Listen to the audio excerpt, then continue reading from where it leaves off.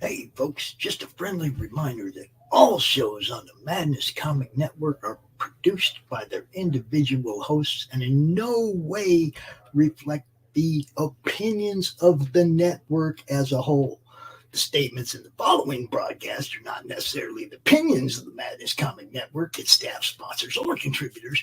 This show is rated TVMA, as are all of them and all those other letters. Viewer discretion is highly advised, and, just do what Doc says. Read that again. Peace, everybody.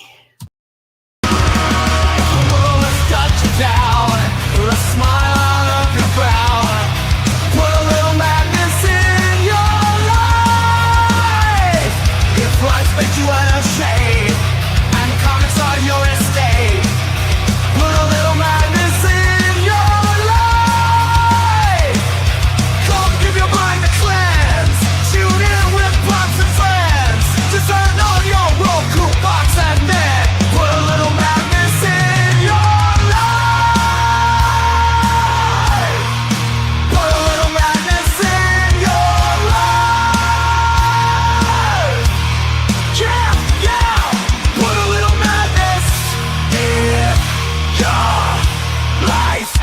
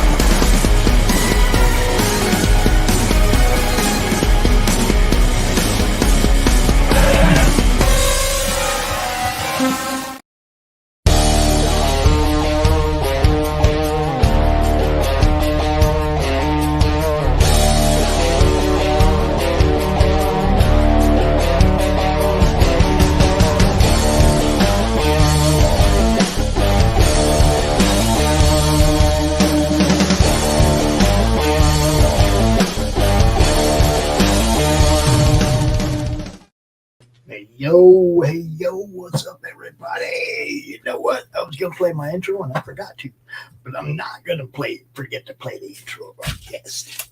Not going to forget to do that. Welcome to, I don't know, the 180th episode of Monday Matters. I don't even know. We've been doing this show for a long time, and I never really counted. I'd always just put the date, so I could keep track, but yeah, doing this forever. Not going anywhere. Well, might go to a different platform, but not going to stop. You know what I'm saying? Not going to stop.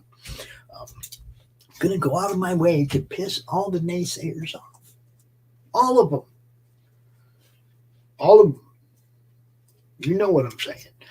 But without any further ado, I'm going to bring in our guest for the day. First I have to make an announcement. Matt sent me a message, not going to be able to make it. Some shit came up. He's dealing with. He's got to handle it. You know, we'll probably still talk about his campaign anyway, because that's what we do. But our other guest, he's here. So hold on.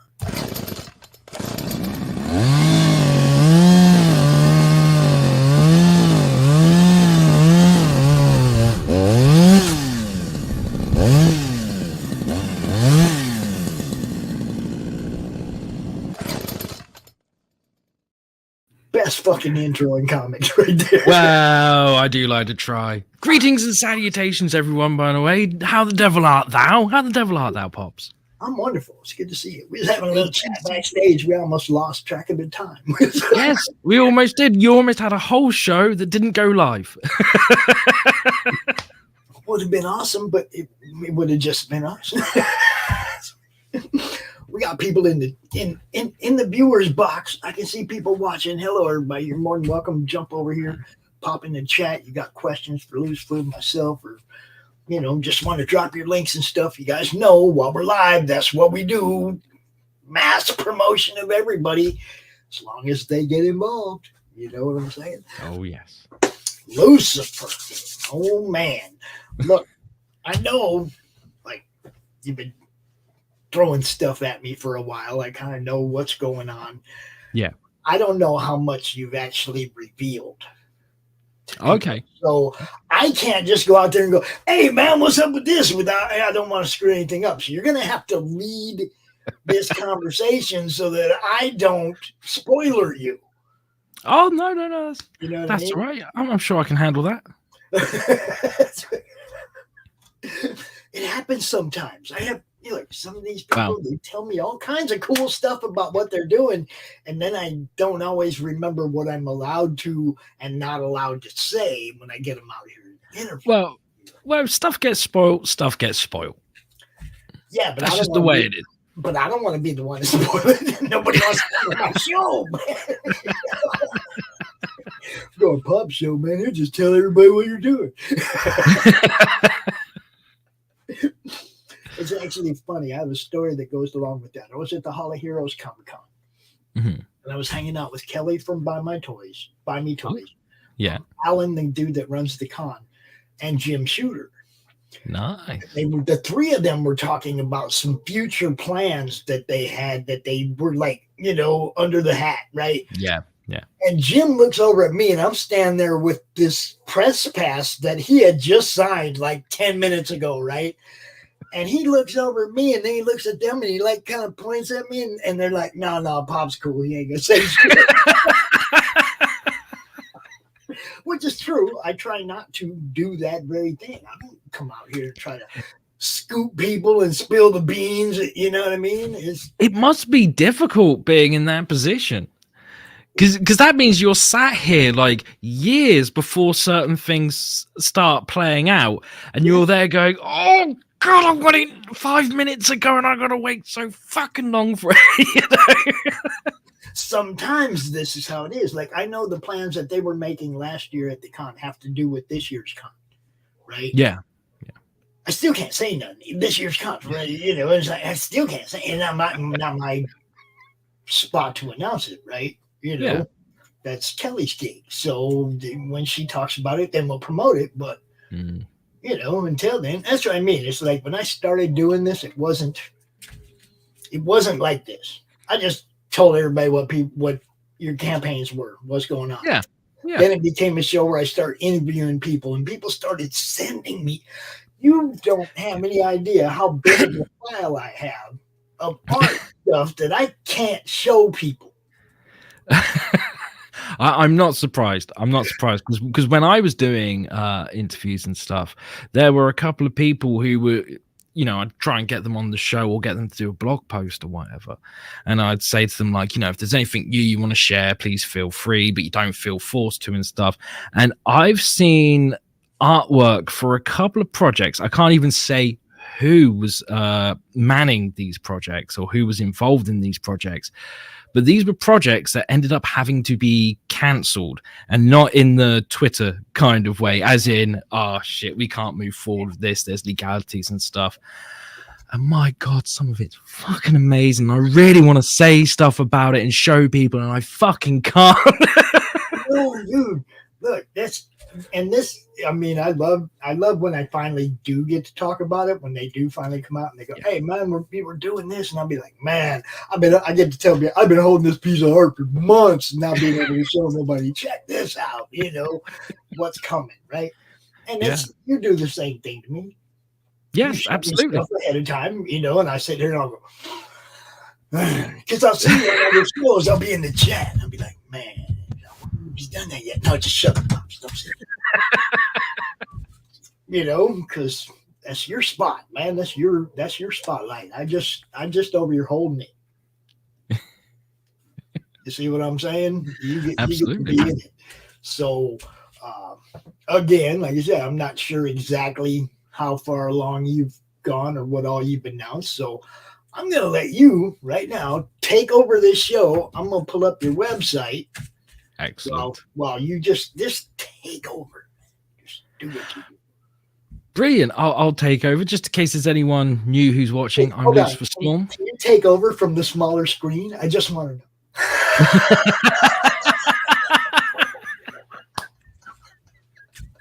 I know you could, right? Oh yeah, I could. You'd be all upstaging me in no time. Well, yes, for those of you who don't know, I'm Lucifer Storm. I'm an award-winning graphic novelist from the UK, right in the south of the UK, right in the center. I technically live in the arsehole of the fucking UK. And I write these crazy horror comics. Well, I say crazy. Some people might say they're crazy. I mean, things like Ed Gein Demon Hunter, which I've got the trade paperback right here, and I'm sure we're going to be talking more about what's going on with this book very soon. Written by myself, illustrated by the awesome and incredibly talented Christian Rossi, who I work with a lot. So that's a book you can check out. Also, me and Christian have also been working on this book here, Lady Satan. There's issues 1 and 2.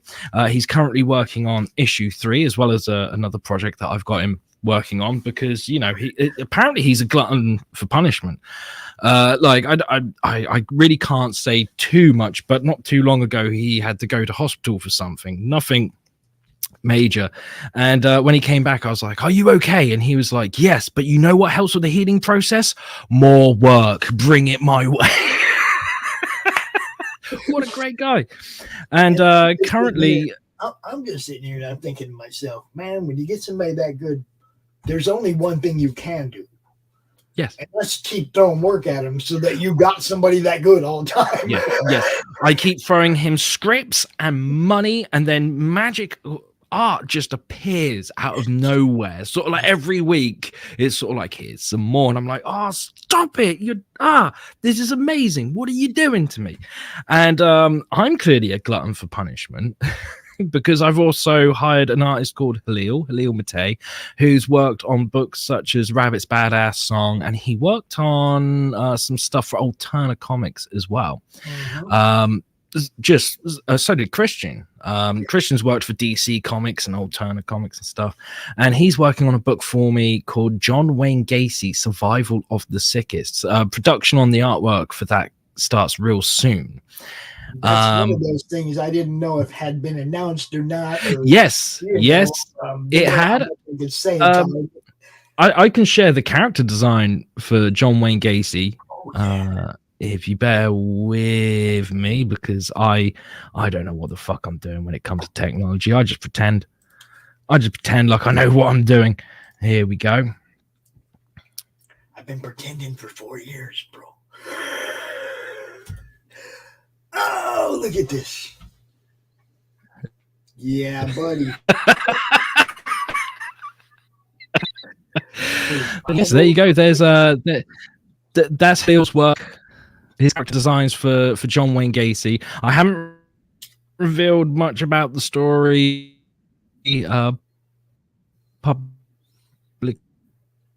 or anything.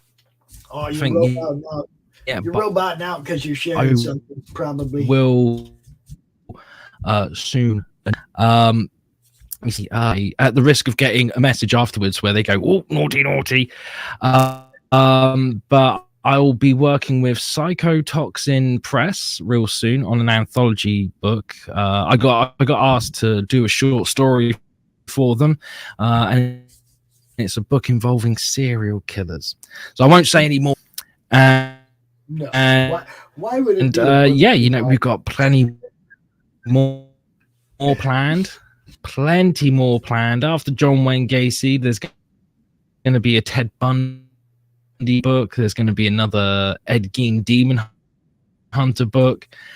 And there's also going to be a team up with the serial killers as well. See, that's what I mean. I didn't know how much you had told people because I'm sitting over here and I'm going, yeah, wait till they get a load of the Avengers. The team of serial killers. Oh no, Lucifer throws out. Oh no, he'll be back. Don't worry, he will be back. And when he gets back, okay, Bobs, I can't see you at your end. There he is. Might if it keeps going like this, you might want to try going out, come back in. Are you good now? Hold on. I think it was just you trying to share. Oh, I think I'm good. Yeah. I think I just stopped sharing the screen because I thought, oh, hold on, something's not right. Yeah. I mean, we could sort of hear what you were saying. We got the team up. We got all that, and okay. Again, that's what I was saying. It's like I wasn't sure how far down that road you had gone with public announcements. So I'm going, wait till I get a load of the team. The team's going to and then be robot. Fucking crazy. I really look forward to doing that book. Hell yeah. See, I've known about all this stuff. Okay, are we still having problems with on my end? A little bit. Okay. It's like the robot. You want to try going out, coming back in? Yeah, I'll try going out and come back in again real quick. All right. It's that overseas thing, and Crom, of course. Always Crom. Can't roll dice for shit, but he can screw up my shows. Do you all hear the dog up there howling?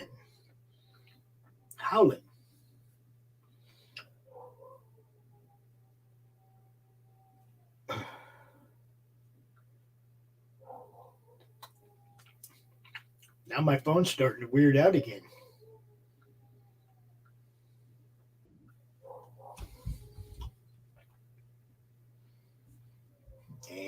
And how's that working for you?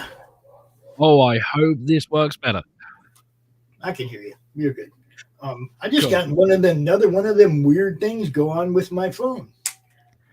A series of weird events. Dude, it's one thing after another. So I'm trying to watch. I was trying to pop in to make sure the show's working, right? Make sure it's running on YouTube. Yep. So I hit it with my phone and I get some weird thing about no certificates attached to this device. This is the device that Pops uses for two-step verification for all my accounts. And all I got to do is screw this up and I'm fucked, right? Yeah. T-Mobile account that I never had. They're going after my phone, dude. They're going after my phone. The sons of bitches. How dare they? Yeah, you know what you got to go through to change your verification on all your different stuff, your YouTube, your Twitter, your Twitch, your Facebook.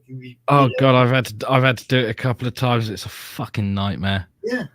I'd rather attack myself in the groin with a rusty bread knife than have to go through that stuff. Hello there. Leaving comments. Now Lou is an artist as well. Awesome. And she drew this piece from our Slaughterville RPG game. Okay. This is Dante and Karen. Very nice. Very nice indeed. That's of course Laurie Calcaterra and me. But you know what I mean? It's like it's Pops and it's Dante and Karen from the game. That's brilliant. And Skeptics Inc. is the name of our ghost debunking company. Right? I'm getting a Scooby-Doo vibe with the van. The funniest part of this is she drew me in a red on black Spider-Man shirt, right? Okay. I don't own that one, but I do have a blue one with the red Spider-Man, a red spider insignia, and I do have the white one or the black one with the white, you know. Yeah. Button, you know, I don't have that one, but now I kind of want to go get it. Only thing I got to say, Lou, is you'll probably never see me wear a green jacket.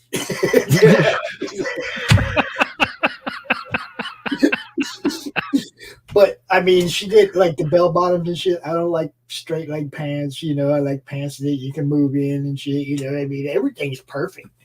I was like, man. And then the asylum in the background is from the game. Excellent. You know? Chris loved it. He's like, oh, that's going on shirts.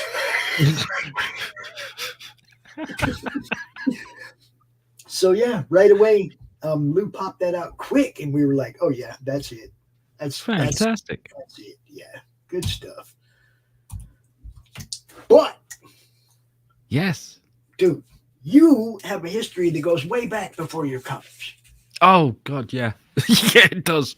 You know, and I always try to bring that up because most of the time people get on your show, you on the show, and they want to talk about Ed Gein, they want to talk about, you know, the stuff you're working on. But a lot of people have no idea how far back your roots go in this and how long you've been working, like doing this kind of stuff.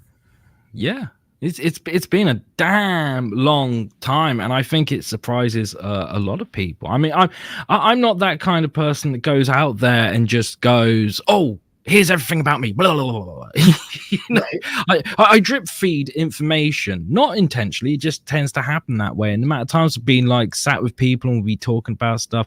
I was sat at a bar once with a couple of friends who are musicians and stuff, and they had no idea that I had any experience in music or whatever. And you know, they were telling me a couple of their stories. I was like, oh yeah, that reminds me when I was the front man of a new metal band and stuff. And they were like, wait, what? And I was like, oh, have I never told you? No, you fucker, you never told us. I was like, oh, here's some of the album that we recorded and stuff. And they were like, the fuck? we didn't go. We could have actually gone in studio because the father of the drummer owned a studio. These guys were all just about partying and playing events and playing, you know, and getting laid. And it was like, man, we had like one of the very best keyboard. I mean, the dude was a prodigy. Right. He had never played piano, walked into a music store, sat down on a piano and started playing what the dude over there was playing. Fucking hell. Just sat down and started playing, right? Yeah. I mean, he played Skinner, Boston, just everything. He was badass, right? Yeah. And I knew that he was never going to be serious. You know? That was the whole thing. It's like, I was serious. I wanted to play the Coliseum. They wanted to play the bar. Yeah. That was the difference in the mindset. Yeah. Like, man, you guys don't want to get in the studio. We ain't never going to do nothing. I'm done. But I still got pictures and stuff from back in the 80s or late 70s and early 80s, even singing in front of the band. I love that shit, man. It was fun. Yeah, it is fun doing the music stuff. It's such a cutthroat business. And nothing kills a band quicker than two things. And one of them is, I want to party and I want to throw, you know, TVs out of hotel room window, all that stuff. I want to be a rock star. Yeah, guess what? That stuff doesn't really happen. And after you're a rock star. Yeah, exactly. And the other thing that kills a band real quick is all you need is one member with an ego bigger than the sun. And then that's it. If that happens, you need to either get rid of them. Well, now, I hate to say this too, but an attachment. Mm-hmm. If somebody has a girlfriend and gets her pregnant, that dude ain't going on tour anytime soon. No, that's very true. You see what I'm saying? It's like True, we were yeah. all young, and all it took was one of them. And the thing is it only worked together. Take one Yeah. person away from this, it wasn't going to work, right? Yeah, And absolutely. there was our drummer who was really good, but he had a girlfriend, had a kid, and the commitment was gone. Yeah. We wasn't going to find nobody that good to feel. I mean, that dude was Neil Peart good, you know? Yeah. Yeah. He was really, really, really good. And it was like, we're never going to find anybody like that. We got a prodigy keyboardist. We got a drummer that's out of his mind good. And neither one of them are going to be here 6 months from now. Yeah. So It's a shame, but fun, but I knew it wasn't going to be anything. And I wasn't trying to be a music star. That shit landed on me. yeah. You know? Yeah. The keyboard dude, he was like, come on, man, just get up there and sing. You do better than that guy, dude. That's how I started singing for that band. Man, you do better than that guy does. Okay, let me see. Whole band was like, yeah, you're better than him. It was fun, you know. But like you said, I had different dreams. So if your dreams aren't all the same, you're not going to go in the same direction. Absolutely. Absolutely. Everyone's got to be on the same page. And, you know, there's no shame in turning around. And this is the same for comics. If you're working in a team and, you know, a couple of you are taking it dead seriously and there's that one person that just isn't, you know, there's no shame saying, hey, look, you clearly don't want to do this as much as we do. You do your thing over there. We'll do our thing over here. Exactly. Nothing wrong with that. Exactly. Yeah, man, we had we have a great set of shows in the network. A whole bunch of different people hosting their shows, doing their thing. We're having a good time, right? Yeah. I want more people to come in. I want it to just keep growing. You know? At the same time, there's other people building networks similar to ours. They're bringing in shows to their YouTube channel and whatever. And they're missing the point. Yeah.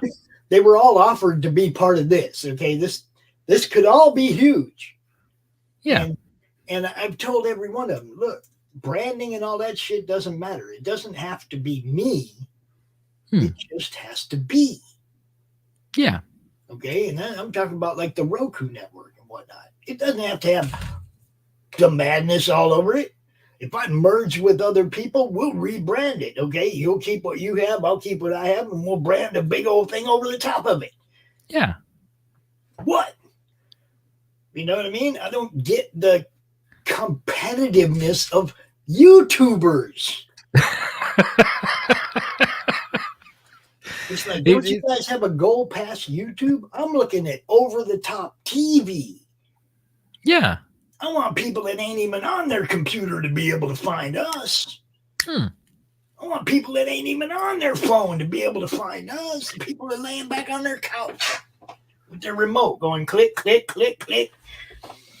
You know, you got to go everywhere, man. And again, yes, John, you're so right. You're not having a good time. You're doing it wrong. Absolutely. Abso-fucking-lutely. 110%. And with all the crap that I put up with T-Mobile and Twitter and all that, I still come out here and do every show that I'm supposed to do. You know, I rarely, ever don't do a show I schedule. Last Monday, I don't know what the hell happened, but last Monday I couldn't sit in this chair. I was getting shooting pains up my back, and I had these, you know, like really, it was just I couldn't sit in the chair, and I apologized to everybody. There ain't gonna be no shows today. I just can't sit here, you know. But I couldn't. There was no comfortable position. I couldn't stand. I couldn't lay down. There was no. I was just in pain, so it just wasn't happening, you know. And it's very rare that I don't come out here because I love doing this. Yeah, absolutely. Now you have to love reading. Yeah. Go ahead, say it. You gotta love what you're doing. Yeah, absolutely. You know, I heard this story a long time ago, quite a few years ago, and I love telling it as morbid as it is. There was once this end of life care nurse. So her job was, the people who were circling the drain, there's no help for them. They're on their way out. She would spend time with them, make sure they're comfortable, listen to them, talk to them and stuff until it was their time to leave the mortal coil. And what she did during her time is she made notes of everyone's deathbed confessions. And this wasn't things like, oh, I robbed the bank once when I was young and I got away with it or anything like that. It was just people expressing their regrets of the things that they didn't do in life. And she noticed that there were 5 all the same, but one came up so much more than any other. And that was people on their deathbed saying, I wish I allowed myself to be happy. That is the most common regret people have on their deathbed. So make sure that you love what you do and that you are happy, because that time's going to come. There's no way of avoiding it. Believe you me, people have tried and they have failed. And you want to get to it and say, at least I was happy. And this is the way I've always approached it. And I've looked at this since I was young this way. Not everybody has the luxury of being taken out. Yeah. Some people lay on that deathbed for the last hour before the thing goes, awake and aware. Yeah. Okay. How are you going to spend that last hour? I mean, are you going to lay there going, man, I wish I'd done this. Man, I wish I'd done that. Are you going to lay there going, yeah, I had a pretty fucking good time. I've got to do a lot of things I probably should have never been allowed to do. Yep. I got to work in radio. I got to hang out with a major sports team, like for a couple seasons, hang out with the cheerleaders and everybody involved and the backstage people and of the Phoenix Suns. I got to hang out because I knew the guy who ran the halftime activities, the halftime events, whether it was the Indian hoop dancers or the cheerleaders themselves or whatever they were doing for halftime. I knew the dude that set that stuff up and ran it. So I'd get to go hang out at all the games and meet all these people. And you know what I mean? It was like, dude, I had a blast. I shouldn't have been there. I shouldn't have been there. I'm just some dude that, hangs out. You're just a friend of somebody, right? Yeah. But because of what I used to do, which was supply a lot of people with weed. Yeah. Went to prison for it, owned it, but that's how I met a whole bunch of people that were above where I hung out at. You know what I mean? And it's like I got to do a whole bunch of things that I probably shouldn't have been able to do. But, I made I've gone out of my way to make sure that I'm trying to have a good time. Yeah. I want to be able to lay on that deathbed and go, yeah, I had a good fucking time. I did a lot of cool shit. Yeah, absolutely. Absolutely. It's better to regret what you did than what you didn't do. Mm-hmm. Any day of the week. And I want to make sure that when my time comes and the mothership returns for me at the ripe old age of 129, that I get to say, wow, that was a badass time. See you, fuckers. 129. Not quite as old as Bilbo, but close. Close.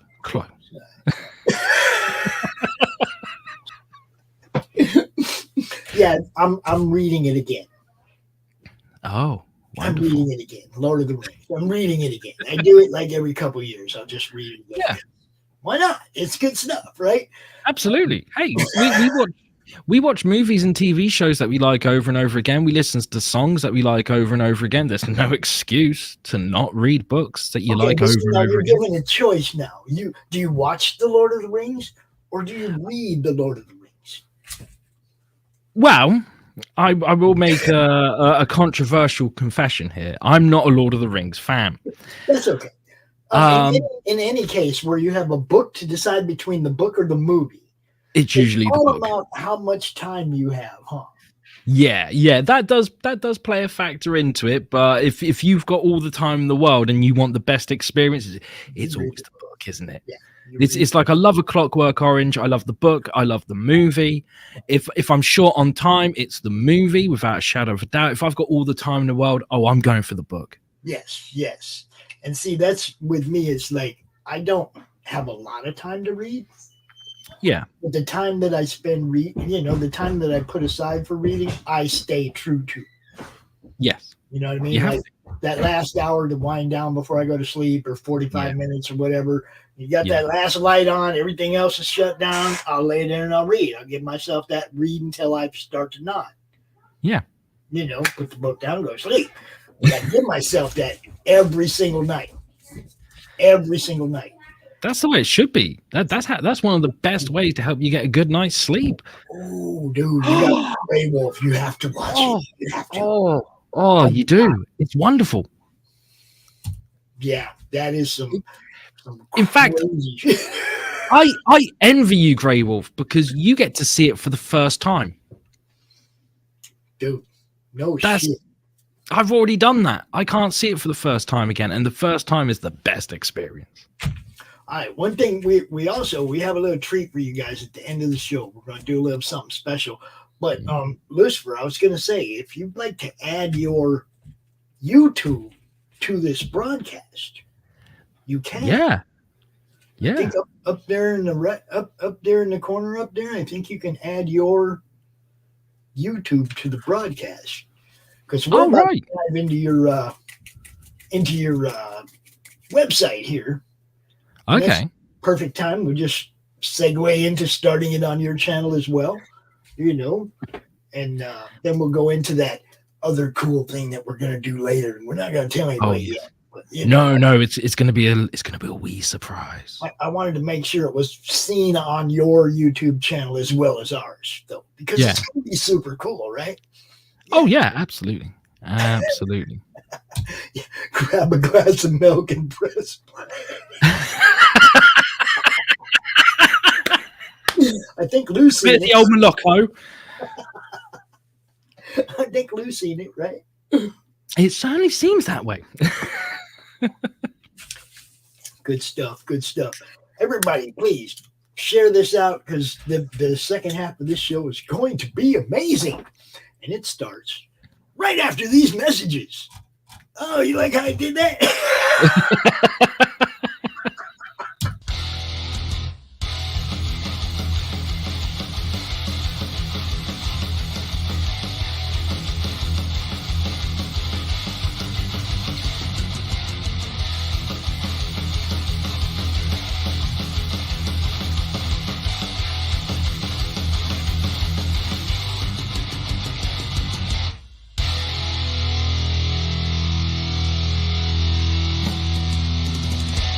Flip City Magazine is just really pulling out all the stops, man. Your guys' production value of this magazine has gone insane. I mean, look at that. I mean, I remember when you guys, it was black and white. Even when it was black and white, I thought your quality was great. But damn, they just really stepping it up a notch. Look at this. James Corbett, boys. James Corbett. Genuinely cutting, but also funny, and obviously just chaotic and very fun. I love Flip City. It has brought new types of badassery and integrity to the print medium.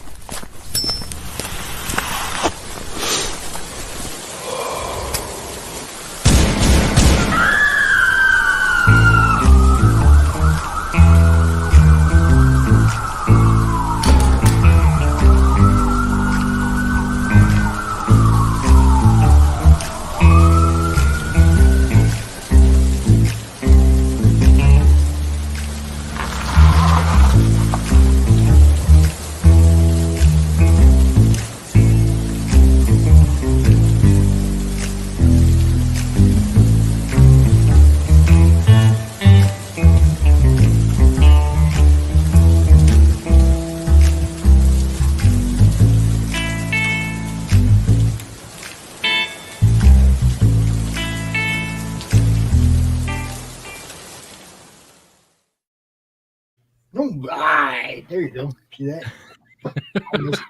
All acting all professional and shit. By the way, I have to say, the opening song that you had at the beginning of this, the new song, A Little Bit of Madness in Your Life, that was cool, man. I don't think I've heard that before. Or if I have, I've forgotten it, and I'm having like an OAP moment. You know, RJ made that for us. Oh, really? Yeah. Really? I like the kind of like, it's like a lighter version of metalcore, but it's still like, it's heavy, it's still in your face and stuff. So that's really cool. I was blown away. He just sent it to me in the email, right? He didn't tell me to do it, nothing, you know, and I'm like, who did it? Who did it? And he's like, well, I wrote it. And I'm like, yeah, I know. And he's like, I paid people. I think he paid some AI. I don't know.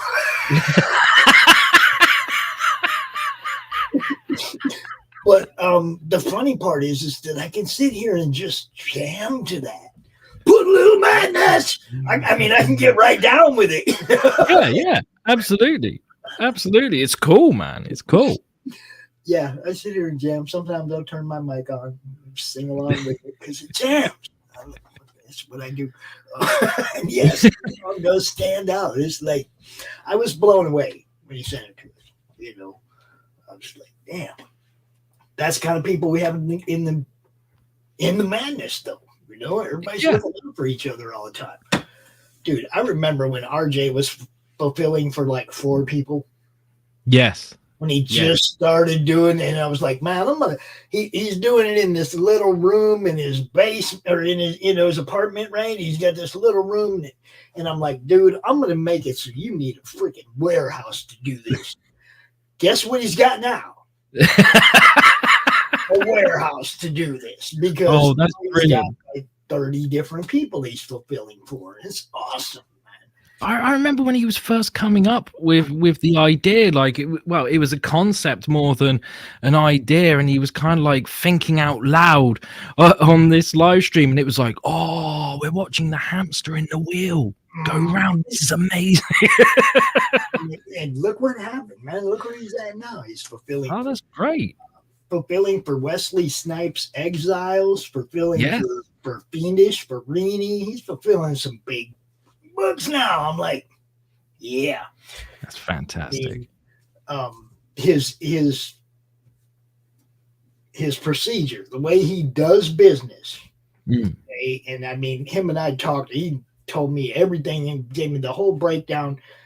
Because if I'm going to go out and promote you, and I'm going to recommend and endorse you, I got to know your game. You know, I got to know what. So he explained it all to me, and it was like, man, for me, it's a no-brainer. Yeah. If I was doing a book, I'd be calling RJ, dude, handle my fulfilling. Yeah. As a matter of fact, I did that. As he knows, anything we do, he's going to handle the fulfillment for it, no matter what it is. You know, he's the guy. Because the way he laid it out to me, it just made perfect sense. It was a no-brainer. Anybody doing crowdfunding should be calling RJ and going, hey, man, deliver my book. I know some people like that hands-on thing. The only thing is like if you want to sign them or whatever, then it becomes a shipping issue back and forth. Yeah. But other than that, you know, shit. They all gonna get there. They all gonna get there for sure.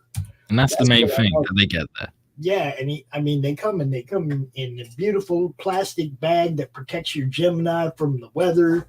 You know, bag looks something like this. Bag looks something like this. Hey, nice. Bag just like that.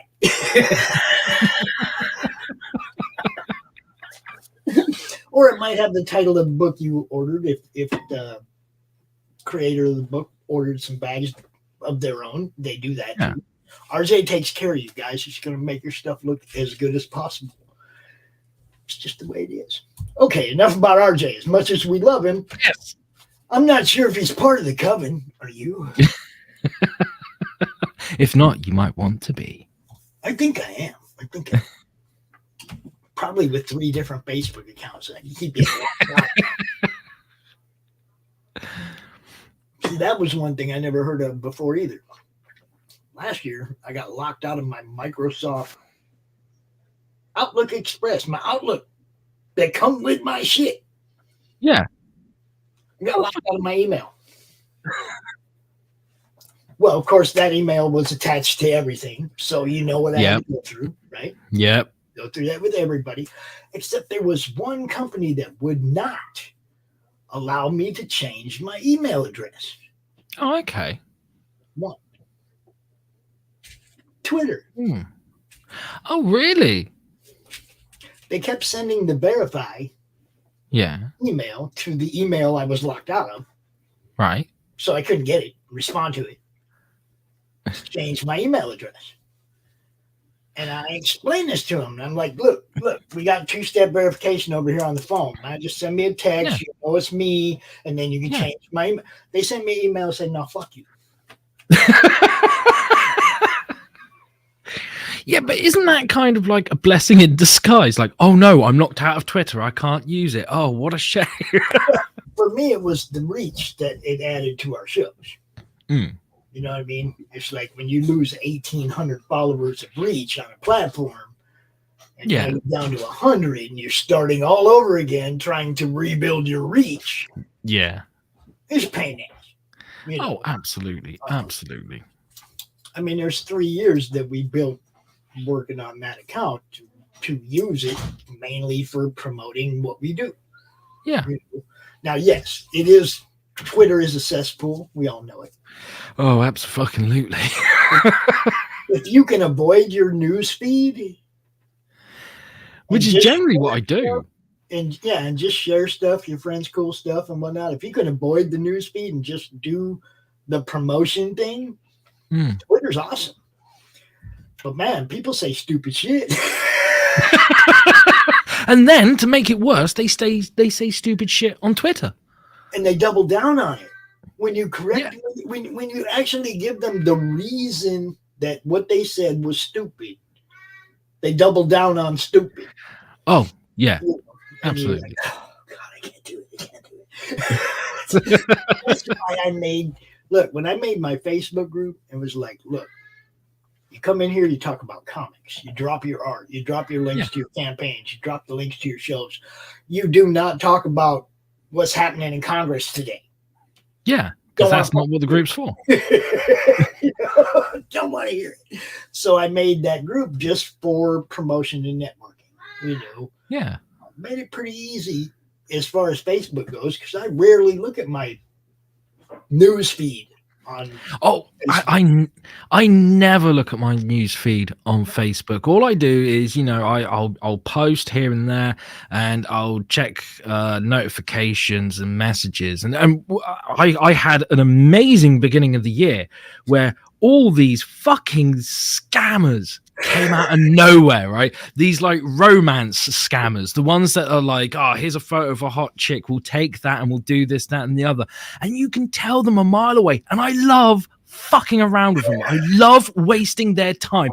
Every time I got one come in, I was just like, let's make them think I've fallen for it. Hey, baby, how are you doing? Kind of thing. And I'd get them to message me back and forth for like 3 days and then be like, hey, do you want to see a special photo of me? And then I'd just send them photos of sock puppets before blocking them and just be like, yeah, that's another scammer's time wasted. Now, you see, with me, it's different, though. I get the ones that are telling me how they can make my YouTube channel better. Oh, those ones. They're all, Arabic names. They're all, and it's like, these are the illegitimate views that YouTube's talking about. Yeah. Okay. Now, I block them as soon as they reveal themselves for what they are, because they'll send me emails. They'll message me, and it's like, okay, I matched that name to that dude on YouTube. He's going. I shoot them down as fast as they show up. So I don't understand how I'm getting all these illegitimate views, if you can call them that. The funny thing is, like right now, when this show's over, you see we got 3, 4, 5 people over in the chat talking and shit. When this show's over, it's going to say I had 0 views. It's fucking crazy, isn't it? Good old technology, eh? It'll say, 10 people watched it. And I'll be sitting here going, yeah, I'm looking at the little eyeball thing up here on the left. And And I it's can just a see lot more than exactly how many people are watching on each platform. Yeah. Okay, so I know right now, like there's this many people watching on the Critical Blast Twitter. There's this many people watching in the Steel Toking Comics group. I know what, because I know where everything is going. I'm sending it to certain places so I can monitor that. YouTube's the only one that my views drop. You know, it's like, what are you clowns doing?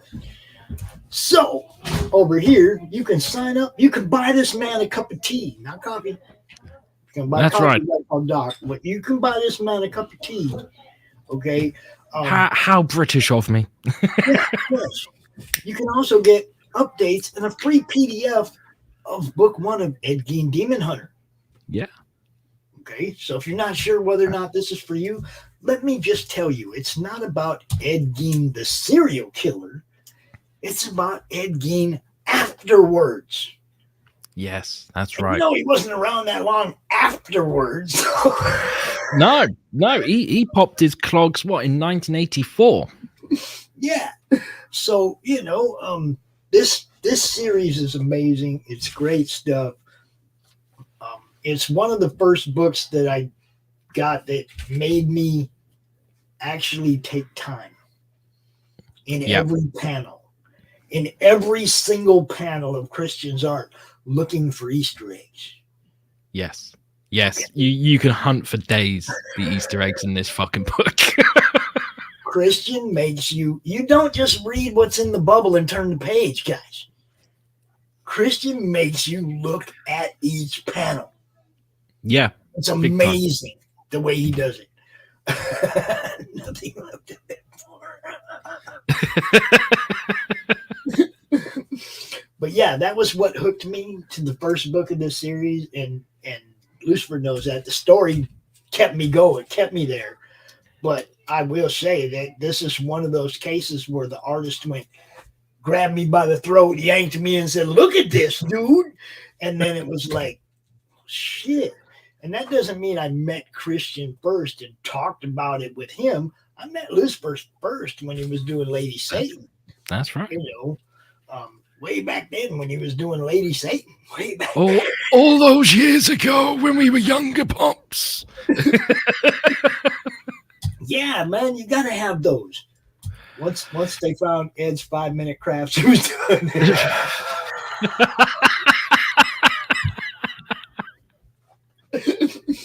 Look, Lucifer tried to sell some of those 5-minute crafts on his on his campaign. Yeah. Indiegogo did not like me whatsoever. I don't think they've ever fully recovered from it.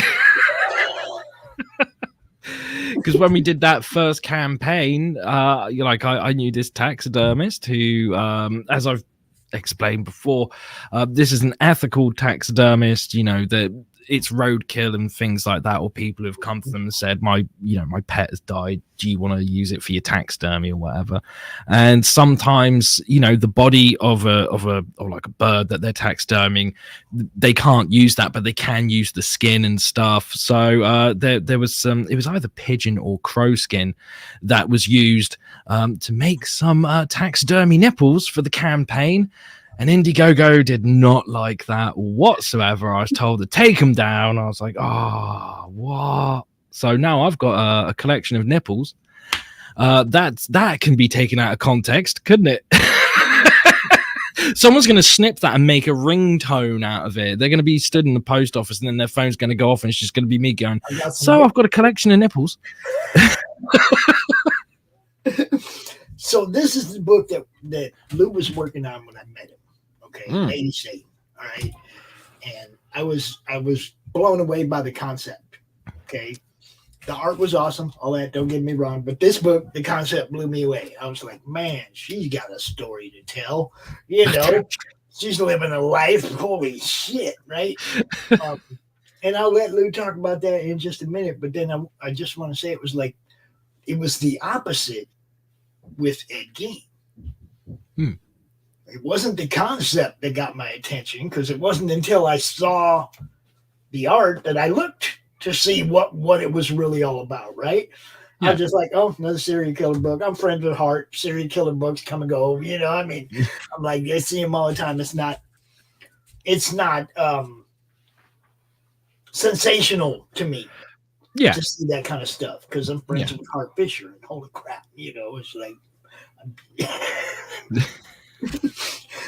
he comes out and does cooking shows, for Christ's sake. Hart is an amazing, amazing person, and you can never predict what he's going to do next. He is the true definition of a wild card. Yeah, and it's awesome. It's awesome to be friends with somebody like that because you never know when you bring them out what you're going to get. So that was kind of where I was at with Ed Gein Demon Hunter. I was like, you know, serial killer, whatever. Then I talked to you. You showed me some art. I went, holy shit, who's drawing this? And then I was caught, right? I'm caught in the web of the actual art and the Easter eggs. I mean, that first open page spread of you know, Ed's office or whatever you want to call it. Holy crap, man. It's like you could spend an hour in that panel. Still not see everything. Yeah, you know? Easily.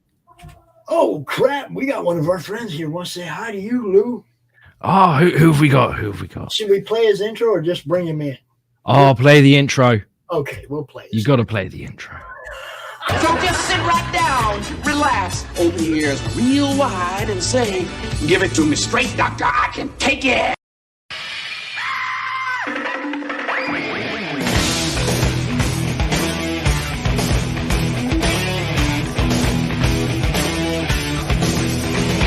Kick the chocks out from under the wheels. Blast up. No offense, Margaret. Contact. We're off. Rum, rum. Doctor, doctor, give me the news. I got a bad case of loving you. Oh, what heights will hit? On with the show, this is it. The doctor is in, baby. There you go. There you go. What's up, Doc? Oh, Doc, you sexy son of a biscuit. How the devil art thou? Listen, when I heard there was this much style, poise, charm, and charisma on the panel, I had to come and bask in it. It's good to see you, man. What's up, my brother? How are you? I'm awake. I'm dressed. So, 2 out of 3. Not bad. Not bad. Still haven't discovered what number 3 is. I think it might be breathing, which I seem to be doing okay at. So. I'm not sure about the dressed part. I seem to have forgotten my trousers. I ain't getting up in that. Ain't gonna do it. I'm kidding. I kibitz. I kid. So yeah, this is the one that got me though. This one, like I said, you can just see right there on the cover. All right, if I take a powder. Are you snorting goodies again? Is it all right if I take a powder, gentlemen? Hold on. Absolutely. It'd be criminal if you didn't. I've always wondered. Yeah, see, I think in private they snort that shit, you guys. I'm just saying. And then some kind of bargain brand root beer. What do you got there, Doc? Yeah, ghetto brand root beer. Yeah, okay. My grandmother used to take a goodies powder and she would pour it into her coffee. Oh. And just chase it down, scalding. Oh. She was a bigger man than any of us at 4 foot. Dude, I tried that one time. Somebody's like, man, if you don't like taking pills, man, just crush them up and drop them in something you like to drink and then just crush it. Like, shoot it back. Yeah, right. Way to ruin some orange juice. Fuck.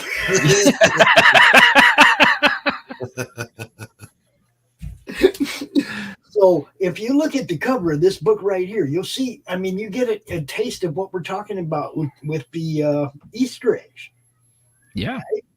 Christian will build the background of everything with stuff you're going to look at. Whether I ask him to or not. I can't stop him. First time, this is the part that kills me. I've read these 4 books like 4 or 5 times now. And every time I'm catching stuff that I didn't see before. Yep. Every single time I'm catching stuff I didn't see. Oh, damn, how did I miss that one? And I mean, there are some real deep cuts when it comes to the Easter eggs in this book. There were a couple that really surprised me. I talk about it all the time when we were working on it. There was one time where he sent me a batch of pages and I was like, yeah, these are fucking great. Why would I say redo these, you know? And I showed some friends these pages and they went, hold on, that there, is that you? And I'm like, hold on, let me have a look. It fucking is as well. I never asked him to do that. What the hell's going on? Can't make him stop. Dude, he's that good. And He is. Look, I'll be right back, guys. all right. No problem, man. So yeah, what you do is write a story that keeps people attached. What he does is draw a story that gets you lost. Yes. You get stuck there. That's what I mean, man. You can spend some time reading these comics. Unlike a lot of comics you buy where it's, you know, picture, word bubble, page turn, picture, word bubble, page turn. Yeah. Well, You know? I think that's because, you know, me and Christian, we have a really good working relationship with each other, and we both share a huge amount of similar interests as well. I mean, when it came to getting him on board for Ed Gein, I'd already approached several other artists, and the amount of them who were like, no, I'm not touching that because I will get so much shit for it. And I'm like, but it'll be fun. Come on. And then we get to Christian, and I was like, "Hey, Christian, do you wanna work on a book for me? It's called Ed Gein Demon Hunter." He's like, "Ed Gein, I'm in." And it was brilliant. Like every time I send him a script for a book, I mean, with Ed Gein Demon Hunter, I sent him all 4 scripts right up front and got him to read it as a whole. I thought that was the best way for him to experience it. And with Lady Satan, yeah. Absolutely. But with Lady Satan, I'm like, I'm not going to give you the chance to brace yourself. I'm just going to give you one script. I'm going to let you illustrate that book, and then you get the next script, and then the next script and stuff. I've got them ready to go. And he recently put out a post where he was showing like some of his work in progress for issue 3 of Lady Satan. And he said on it, like, I'm loving working on this issue. This has got one of the goriest yet most gut-punching emotional scenes I've ever had to draw for a comic. So I shared it and said, it's true. It is one of the goriest scenes that Christian's ever had to draw. It is an emotional gut punch, but that's only because he hasn't read the script for issue 4 yet. I know what happens in issue 4. He hasn't got a fucking clue. When I sent him the script for issue 3, he read it and came back to me and he was like, holy shit, this was amazing. I fell out of my fucking chair at this point. And I love being able to have that with the artist. Being able, because when so many people, they write a book and they think, I got to write it for the audience. And there is a certain amount of truth to that. But the first person who reads it, that isn't you, is your artist. So that's the first person you've got to entertain. That's the person you should be focusing on. Mm. Now, Well said. there's something else, though, that sometimes you guys as creators, you miss it, okay? We're the paying fans. We're the paying public. Yeah. And the more time I spend in your book, the more my dollar is worth. Exactly. Okay? You get it. You give me enough to get lost in your book and be stuck there for a while and get my money's worth Absolutely. out of it. And I appreciate you guys for that. You and Christian Foot too. Oh, thank you. That's what I'm talking about right there. Your rapport with what the fans want. Yeah. You guys might forget that in the big picture, but you get it. Oh, absolutely. You give me No, more I bang listen. for my Let me tell buck. you something. I never forget the magic of opening a book back in the day and being immersed in that book. Yeah. That's always in the forefront of my mind. Mm-hmm. One, something to see, something to read. Hopefully, it all comes together and makes a little magic. Yeah, absolutely. Absolutely. One thing I learned very early on, because when I first started working in comics, I didn't have a fucking clue what I was doing. I was this person who, when I was a kid, I was always writing stories. It didn't mean that they were good. It didn't mean that they made sense. I just loved writing and telling stories. So when it came to that point where I've said to myself, I'm going to do it. I'm going to do it in comics. I have no idea what the fuck I'm doing. I have no idea how the industry works, but I like comics and I love telling stories. I'm going to fucking do this. And this was shortly after my dad passed away when I was around 28 years old. So I was like, life's too short not to give it a go. I'm either going to sink or I'm going to swim. It's one of the two. And one of the first book I worked on, I literally fluked my way through it. And I have no shame in saying that. And I was very lucky. It was doing well. It was doing great. It was going places. But I learned very quickly. I was like, okay, if I want to do this seriously, I have to learn how to write, how to tell a story. And one of the earliest things that I learned was a little bit of marketing advice. And that was the first page sells the book. The last page sells the next book. Correct. So you have to make sure that everything in between is fucking stellar, because if you give an audience or a reader the chance to close the book and put it down, they won't open it again. You got to make sure it's bang, bang, bang, bang, bang. Mm-hmm. This is the first page.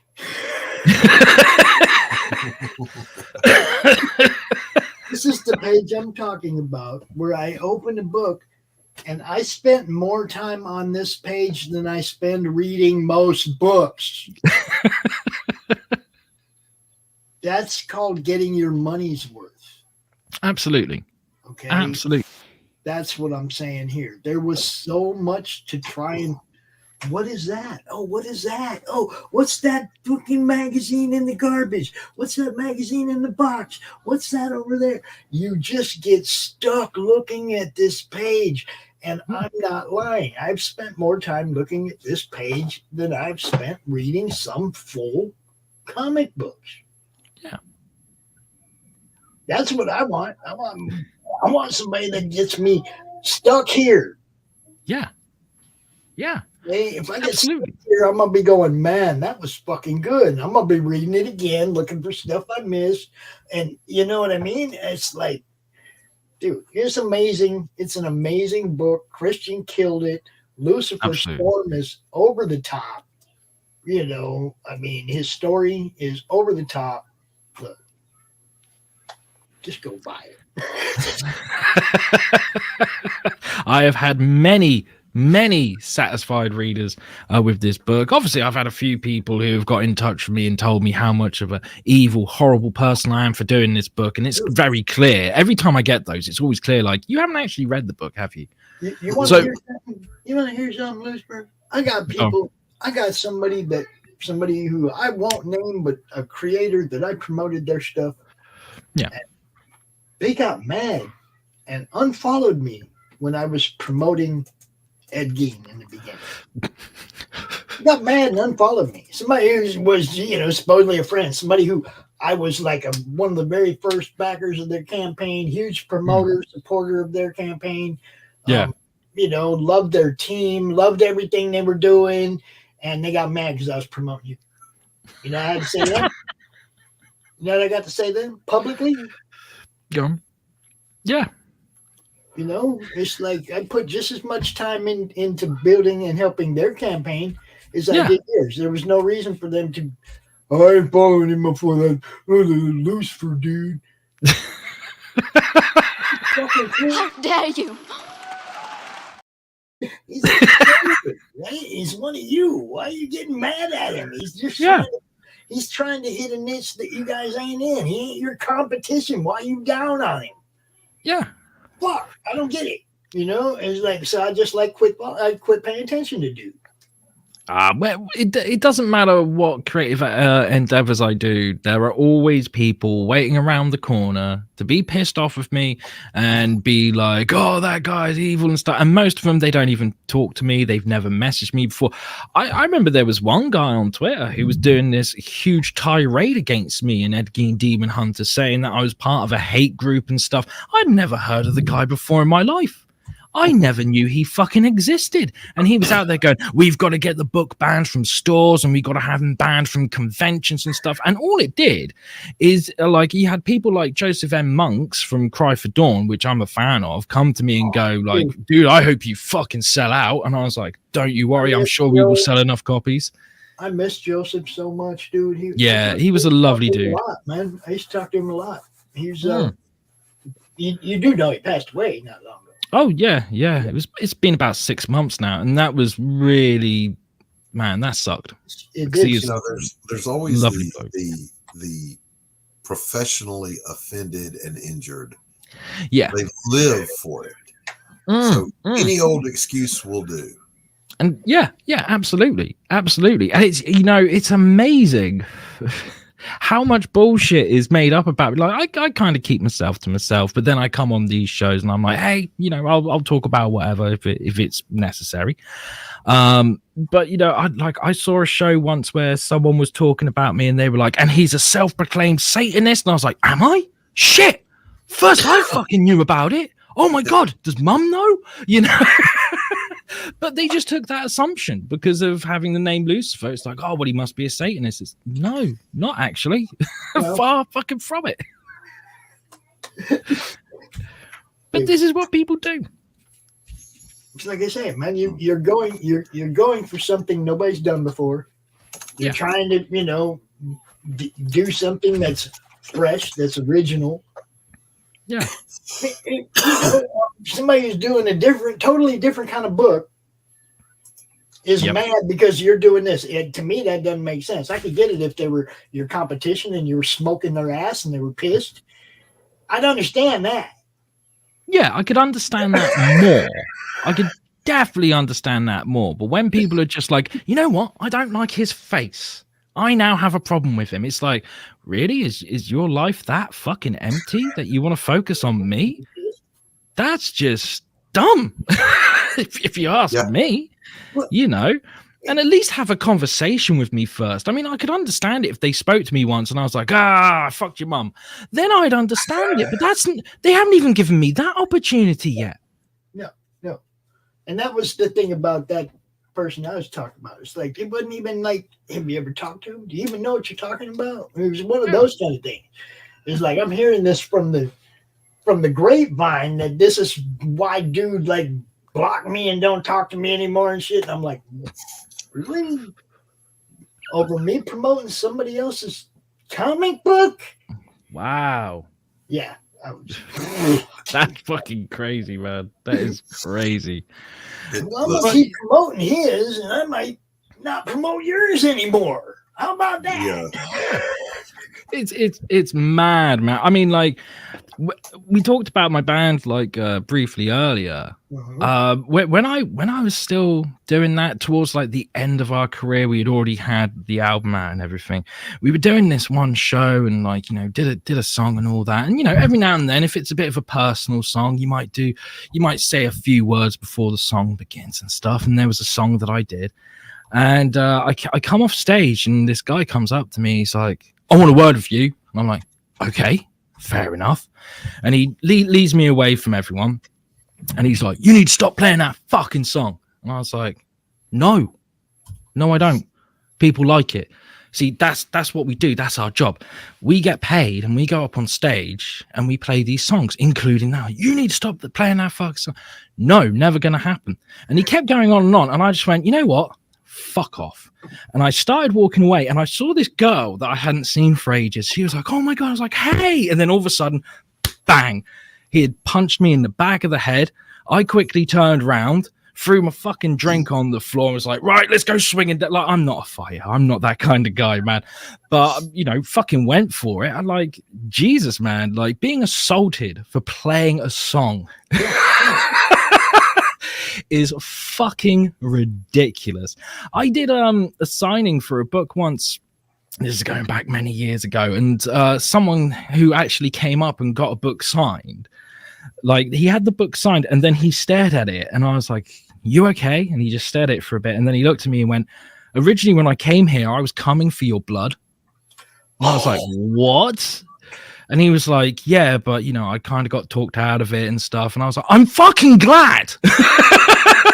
Because I got more of these fucking things to write. I can't do that if you like drain me. Right. You know, but it's fucking crazy. These things do happen. It's a part of the risk that you take, especially if you're gonna do. It's always when you do really authentic stories. That's what I'm saying.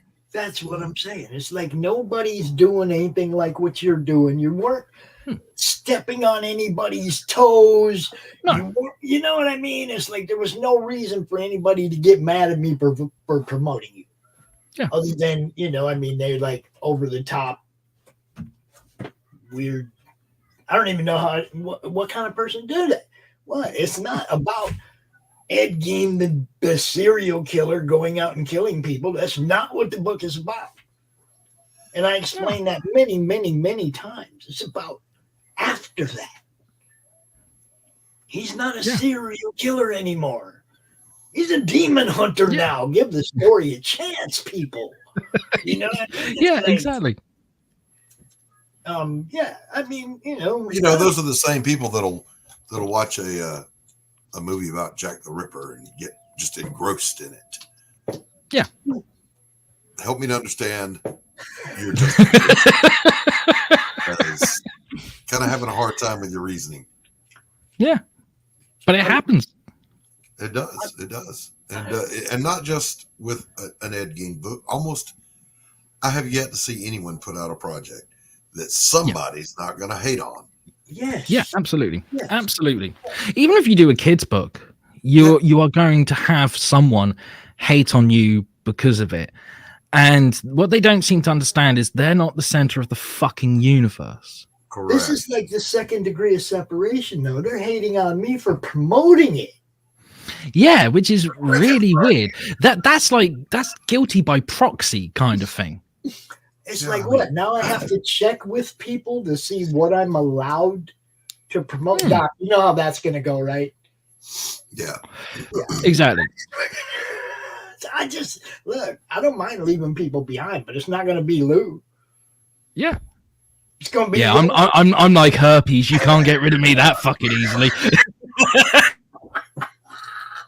You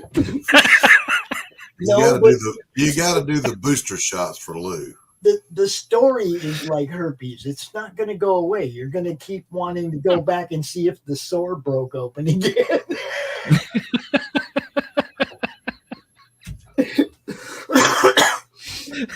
It's that scab on your knee that you just can't stop picking. The analogies just go on and on and on.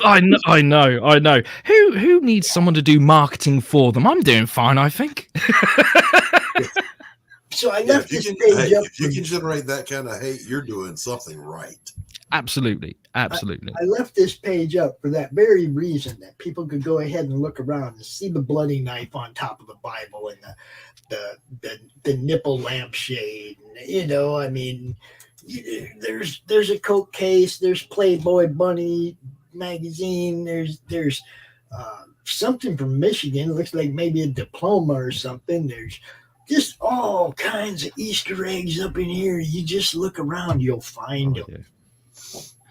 And you know what? I get messages from readers of this book who love to go, man, I've just been reading it. And then they'll share a screenshot of one of the panels as if I didn't know what the book looked like. Right. Which I love, because it's their way of saying this moment, it got me kind of thing, you know. And I've had people literally say that, you know, they've flipped to a certain page whilst I'm at a convention going, you see this bit here? You fucker, you got me. You made me cry. I'm telling you, you got the Ramones, you got Nirvana. Everywhere you look, you're finding stuff, and you're going, damn. Yeah. And then when the time is right, this is something that you don't want, Easter eggs distracting you from what the story's bringing you, he gives you the story with just, you know what I mean? He knows perfectly how to when to and how to. Look at the big dick picture of the devil up here on the wall.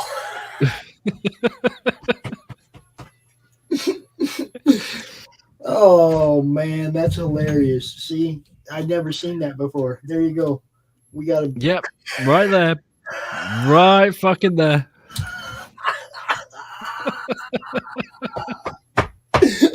That's what I'm talking about.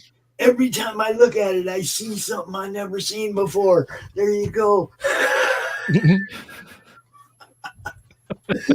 Yes, John, very much. The people that can't do, those that can't, except in some cases, those that can't do teach.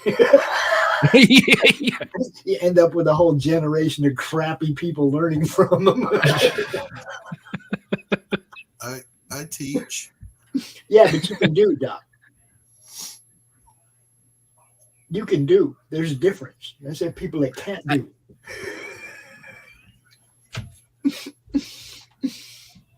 But yeah, there it is, dude. That is so perfect. You're very right. I've heard what passes for higher education, or hell, basic education these days. Oh God, I know, right? Yeah. But see, that's what I mean. That's the kind of stuff you find in this book.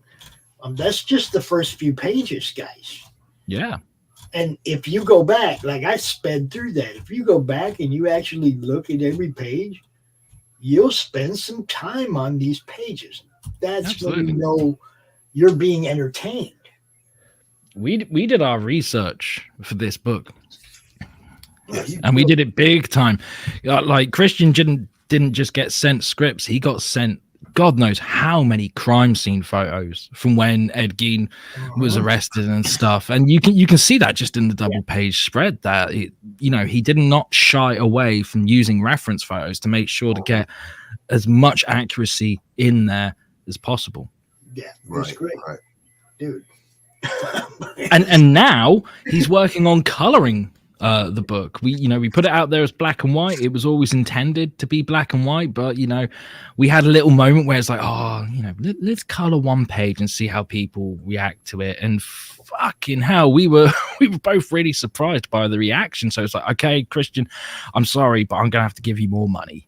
I do apologize. I hope you can forgive me one day.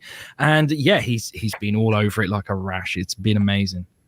Dude, awesome. Lou, I think we're going to have to reschedule that other thing. Oh, okay. Because, hell, Laurie's going to be launching here pretty soon. Oh, shit. What time is she launching? She's launching in about an hour, or we're starting the show in about an hour. I got a dinner. I got to eat, man. I got to eat. Well, yeah, absolutely. But let's see. How about Thursday afternoon? What, this Thursday? Yeah. Oh, I won't be able to do this Thursday. Okay. Whenever you want to do it, you let me know. Okay. Okay, not a problem. Not a problem. And we'll just keep that a secret. We won't tell nobody till we just come out and do it. Sounds good to me. I'll get my Spider-Man outfit ready. We could do that. We could do the we could do the Spider-Man thing. That is actually me. I popped in on one of RJ's shows once as the ghost of Marvel's past. Yeah, and I took Stan. I used Stan's voice. Yeah. I don't know, RJ. I don't know why they're giving us such a hard time. Just basically talked about how crappy Marvel had become. Yeah. Yeah, it's sad. It's sad. But it's the ghost of Marvel's past, like I said, back when it was good. Well, gentlemen, I have to put in an appearance on another stream, so I'm going to have to excuse myself. That's cool. Lou, always a pleasure to see you, though. Absolutely. Always a pleasure, never a chore. Absolutely. Pops, peace out, my brother. Where are you going, Doc? I literally have 3 StreamYard links in my inbox. Well, I know Laurie probably sent you one. I have no idea. I got to go find out. Laurie's is for an hour from now, but Okay. All right. Later. No problems, man. You take care. So you go from this to John Wayne Gacy. Yeah, that's that's what me and Halil are working on at the moment, because Christian's going to be tied up for quite some time with Lady Satan. Quite some time, he says. Oh, yes. We like that quite some time part. Keep that man working. Oh, absolutely. There you go, guys. That's what's next. Well, Lady Satan and John Wayne Gacy. Oh yes, oh yes, and I think John Wayne Gacy's gonna surprise people. Like, I can't really say too much about it just yet. Like, I'm gonna keep people in suspense for a bit, but it is very different to both Ed Gein Demon Hunter and Lady Satan. It's gonna be a good time. It's I think it's Ed Gein Demon Hunter was a challenge anyway, because of the subject matter, because of who Ed Gein was and what he did. I think John Wayne Gacy has been even more of a challenge than Ed Gein Demon Hunter, and in the best way possible. It really forces you to think even more outside of the box than I already was. And yeah, there's just some moments that every time I see them, I'm like, oh, I'm smiling away. I'm just like, oh, I can't wait to share this with people. It's going to be a good time.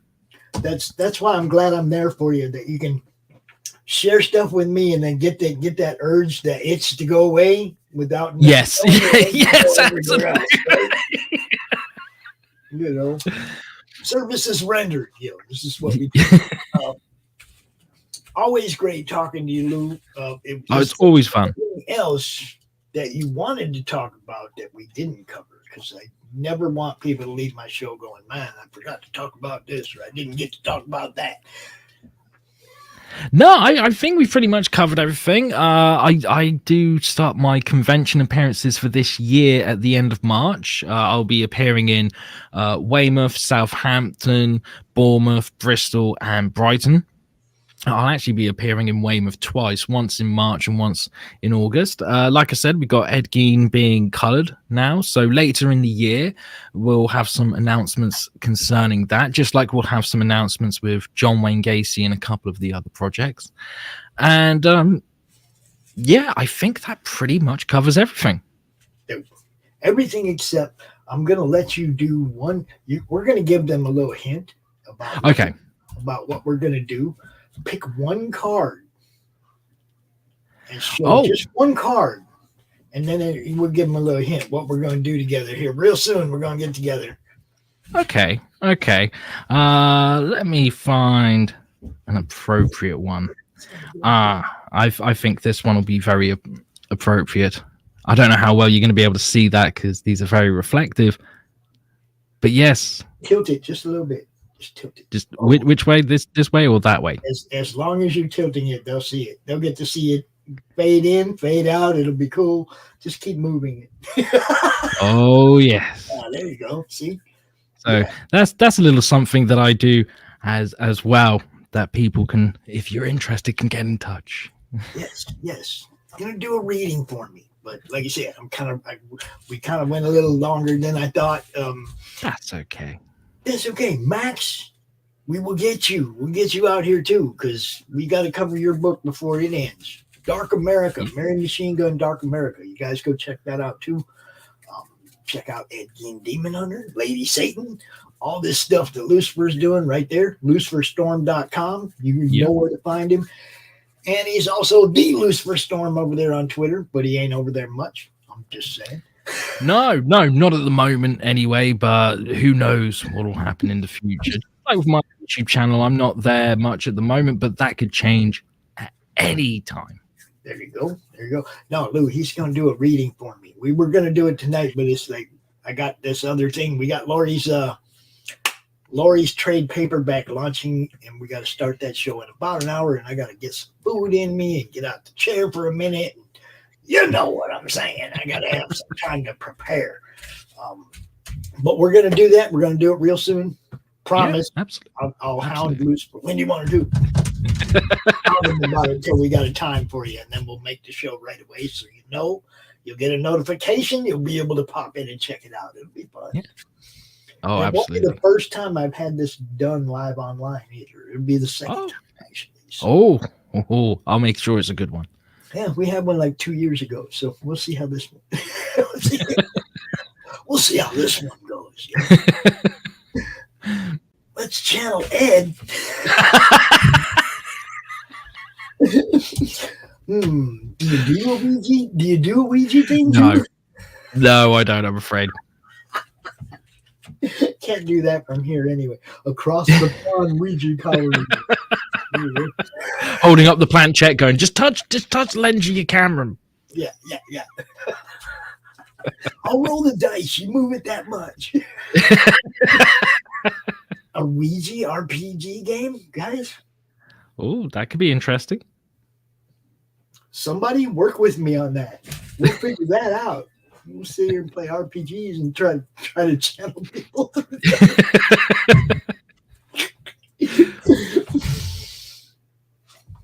What can I tell you? I'm an idea man. That's what I do.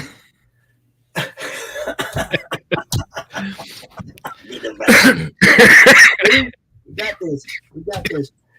Y'all have a great evening. Thank you so much, Luke, for coming out. You know I love you, bro. My pleasure, man. Yeah, I'm looking forward to this. We'll get this set up real soon for everybody. Oh, yeah. But hey, I know what time it is over there. Go do your thing, man. Oh, it is city o'clock. Yeah, go do your thing, bro. We will talk to you soon. No worries. Take care, man. Take care, everyone. You bet. I'm going to play another ad or two because things we do. One, we talked about RJ and his fulfillment earlier. So I'm going to play his ad. Going to do a little Near X. Going to do a little Path of the Pale Rider because we're going to be back at 7:30 talking about that one. You know what's up. Peace, everybody.